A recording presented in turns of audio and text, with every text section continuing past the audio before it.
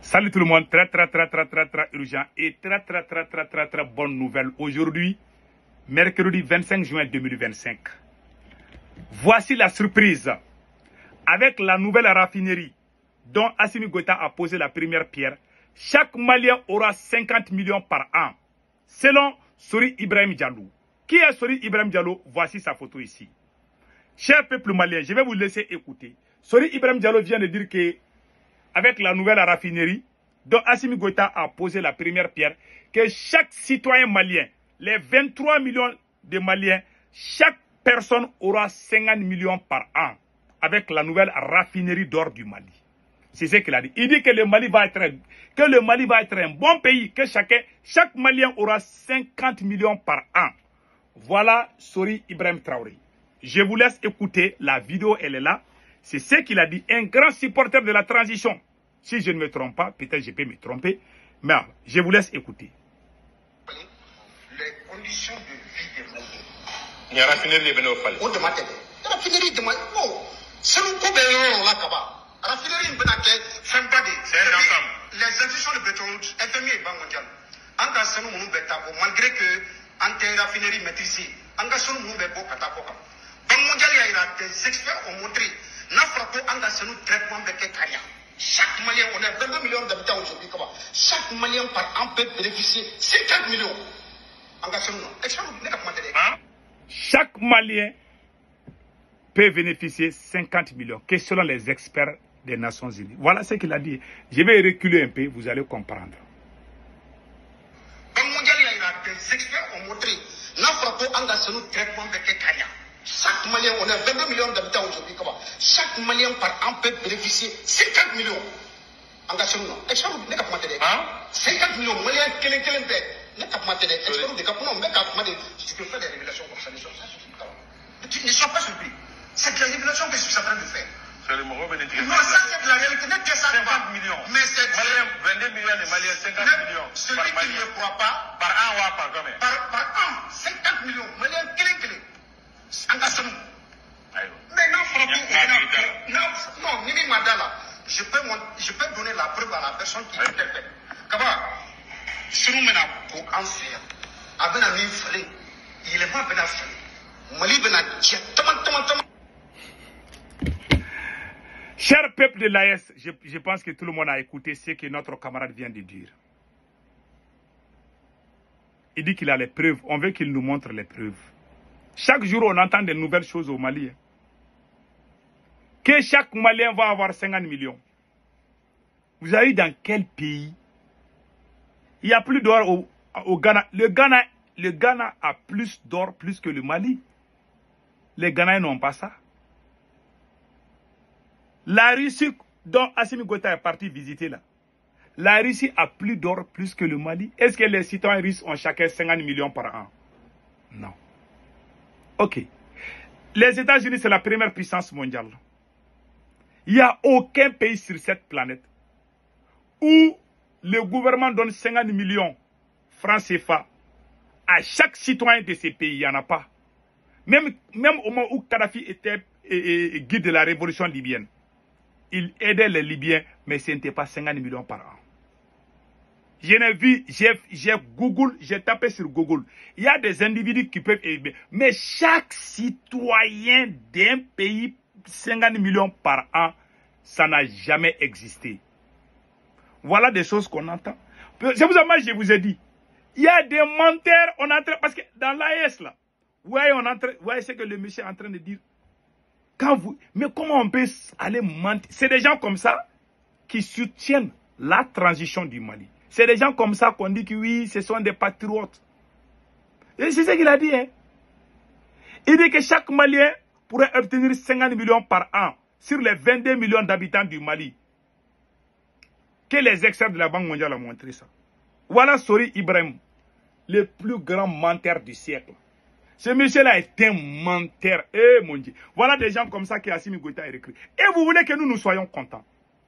Notre révolution a été volée. C'est nous qui avons commencé cette révolution. Maintenant, on nous a mis à côté, on amène les menteurs. On dit que ce sont les révolutionnaires. C'est comme qui est allé dans une compétition avec une équipe. L'équipe qui a gagné la compétition, tu mets cette équipe à côté, la prochaine compétition, tu amènes une autre équipe. Et puis tu vas commencer à perdre. Voilà ce qui arrive au Mali aujourd'hui. Moi, j'ai demandé aux militaires de faire tout pour que Assimi Goïta ne retourne plus au Mali. Il y a des gens qui ont pris ça comme autre chose. Les jours qu'on a chassé Damiba, qui n'était pas content? Les jours qu'on a chassé Ibeka, qui n'était pas content? Assimi Goïta est pire qu'eux tous. Ce sont des menteurs qu'on est en train de recruter pour venir mentir au peuple malien.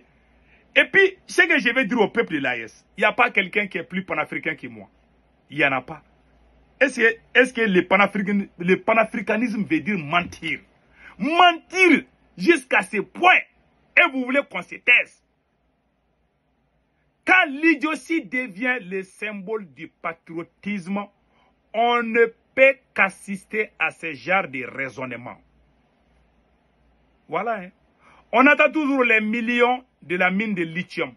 Assimi Goïta lui-même a dit que les Maliens vont devenir milliardaires. Quand il y a eu l'ouverture de la mine de lithium vers Bougouni, là, le président de la République même a pris le micro dire que tous les Maliens vont devenir milliardaires. C'est le président de la République qui a dit ça, Assimi Goïta. Vous voulez que nous on se taise? C'est le mensonge. Dans la Bible, dans le Coran, même dans notre culture, avant même l'arrivée des religions, dans notre culture, mentir est une abomination. Mentir là. Même dans le Coran. Vous avez vu, le mensonge n'a jamais construit quelque chose, un seul projet. Ça peut t'aider un moment, mais tôt ou tard. Quand tu mens pour marier une femme, ou bien quand tu mens pour être marié à un homme, les mensonges, les jours qu'on va découvrir les mensonges, les mariages là, ça va se terminer par le divorce. Dans l'amitié, si vous vous mentez entre vous, l'amitié n'ira nulle part. Vous avez vu dans votre vie, vous avez vu quoi que le mensonge a résolu. C'est le mensonge, cette transition-là. Et puis les gens se lèvent, ils mentent comme ça. Je n'ai jamais, ces militaires-là ont gâté notre révolution. Ils ne sont pas dans la révolution. C'est la manipulation, les propagandes. Ils sont beaucoup au Mali et puis au Burkina. Il y a 2 au Burkina. Les Burkinabés sont très bien. Je les aime. Je félicite les Wanyinya. Mais il y a 2 Burkinabés qui sont comme les Maliens. Les propagandistes comme Ibrahim Maïga et puis Nestor Podassi. C'est des voyous là. Je vous dis, des menteurs qui transforment l'histoire même. Voilà un Malien qui sort, il dit que chacun va avoir 50 millions. Il n'y a même pas une semaine. Il y a les journalistes Abdou Niang dit qu'il y a des politiciens qui travaillent avec des terreaux. Jusqu'à présent, on entend les primes. Voilà, les gens se lèvent, ils mentent. Ce sont les menteurs. On est en train de faire la promotion des mensonges. On appelle ça la révolution. Voilà pourquoi Thomas Sankara a dit quelque chose. Un militaire sans formation politique idéologique est un criminel en puissance. Voilà pourquoi moi j'ai dit aux militaires de faire tout pour que Assimi Goïta ne retourne plus au Mali. Vous ne me croyez pas, mais après vous allez me donner raison. Celui qui ment, il trahit. Il ne respecte pas ses engagements. La personne n'ira nulle part. Même s'il prie, Dieu ne va pas accepter sa prière. Tu mens, tu trahis. Moi, je n'aime pas les mensonges. Et puis, pire encore, il y a des voleurs dans cette transition. Des milliards détournés. On ne sait même pas qui est champion en mensonge au Mali. Tout est mensonge. Voilà pourquoi, écoutons Thomas Sankara. Donc, un militaire sans formation politique, idéologique, est un criminel en puissance. Merci Thomas Sankara. Depuis que ces militaires sont venus au pouvoir, les plus grands menteurs du Mali ont tous été recrutés pour venir mentir seulement. Les vrais révolutionnaires ont été mis dans les poubelles. Si on ne dit pas d'autres est terreau, on va dire d'autres là travaillent pour la France. On ment sur les gens. Même notre camarade Ben Le Cerveau, il est parti en prison comme ça. On a menti.